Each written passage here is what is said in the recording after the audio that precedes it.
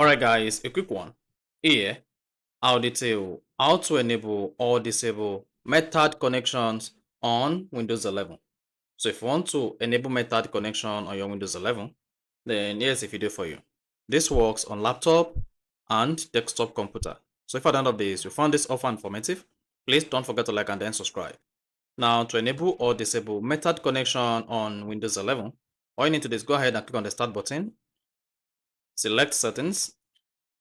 On the settings page, locate and click on Network and Internet.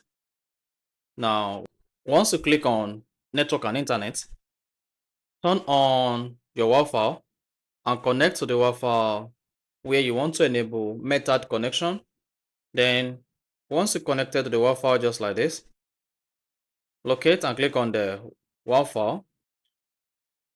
Then scroll down the page and you should see method connection. Now, to enable method connection on your Windows 11, turn this on. And I should say some apps might work differently to reduce data usage when you are connected to this network. So this particular network is my router. You see that?